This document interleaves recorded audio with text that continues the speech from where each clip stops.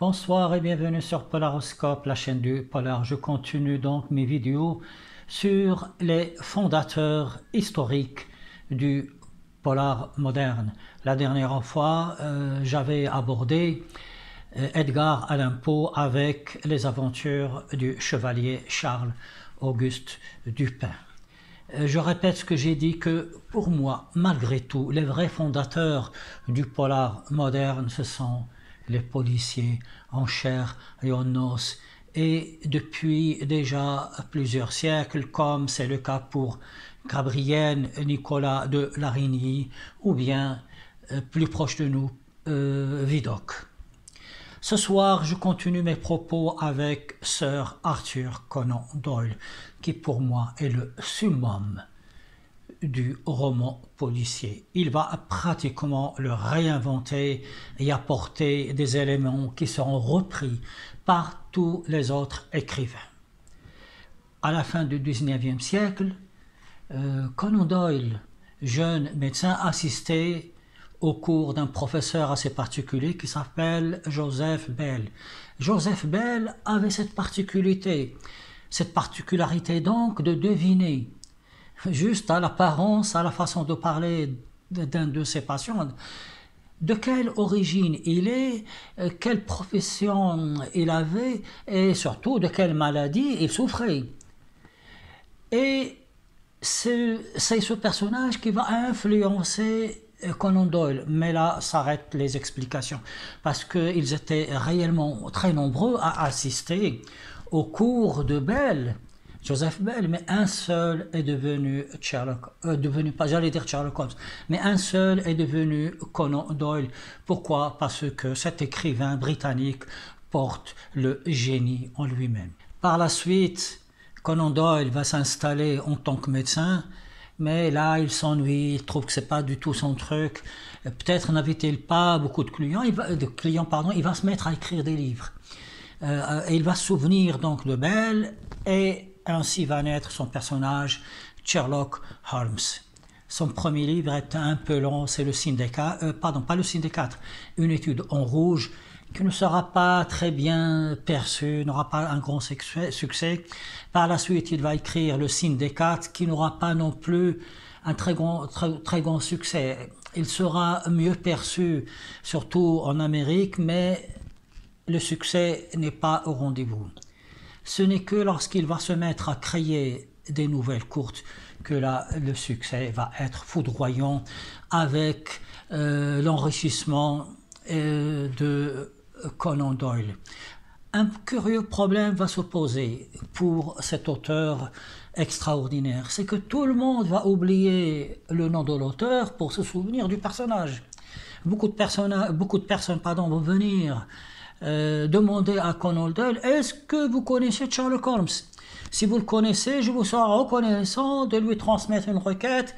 Je voudrais qu'il enquête sur la disparition de mon épouse, sur l'infidélité de mon mari, etc., etc.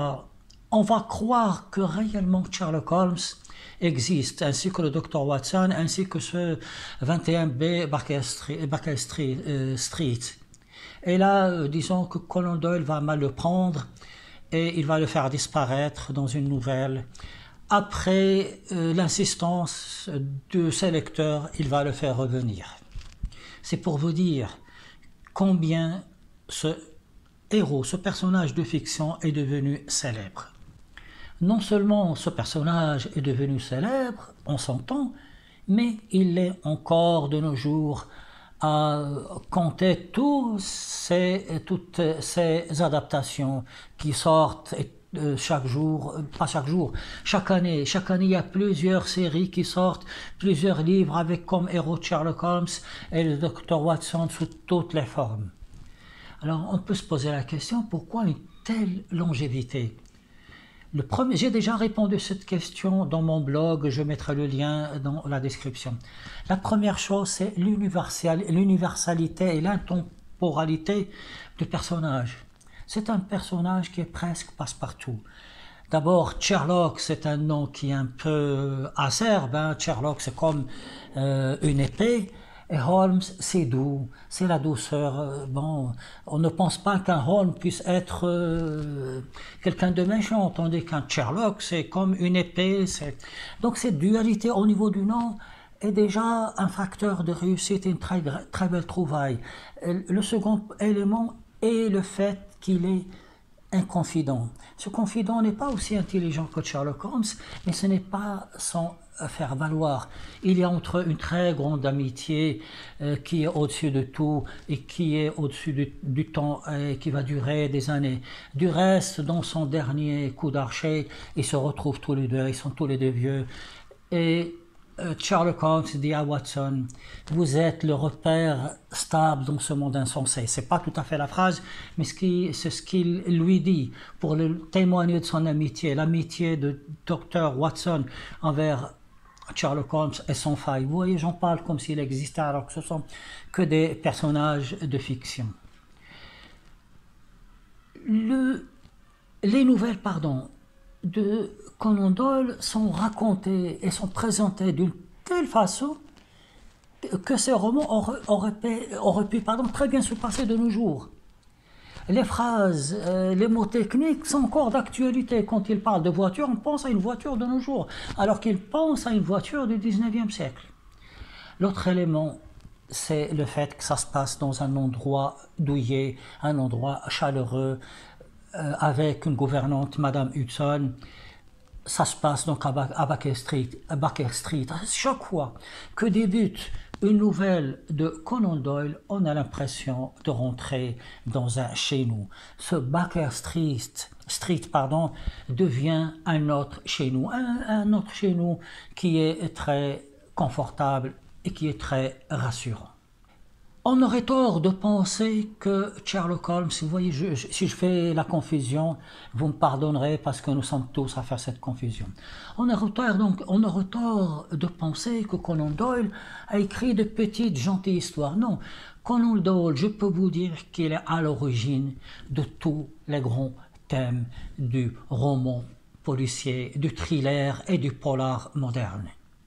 Ainsi, dans la disparition de Lady France Carfax, il va traiter un problème qui aurait pu être digne de n'importe quel auteur ces auteurs qui nous mettent dans des situations où nous avons peur des espaces clos. Là, il le fait, c'est lui qui est à l'origine de ce genre d'idées. Et surtout, il y a dans cette nouvelle une sorte de suspense. Est-ce qu'il va arriver à temps pour sauver, je ne vous dis pas qui donc.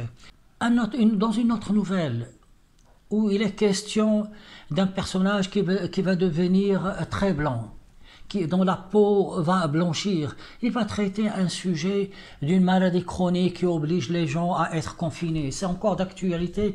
Il me semble que ça va être repris par des romanciers tels que Guy Descartes. Dans L'homme qui grimpait, c'est autre chose, c'est vraiment le mystère de la science avec tous ces médicaments qu'on prend, avec cette façon de devenir un surhomme. Dans l'aventure du pied du diable, là aussi c'est réellement fantastique. Conan Doyle n'est pas seulement l'auteur de la Ligue des Rouquins, très gentil livre qui est un petit chef-d'œuvre. Non, c'est aussi l'auteur de nouvelles à suspense. Ce que je peux vous dire, c'est que toute la littérature du fantastique, toute la littérature du roman policier, je dis fantastique à cause de certains récits tels que c'est le vampire de Sussex ou bien l'homme qui grimpait. C'est pour ça qu'il va vers le fantastique dans l'enquête policière. Et comme je l'ai dit, c'est lui qui est à l'origine de tous les grands thèmes du roman policier. Je ne peux que saluer un grand homme,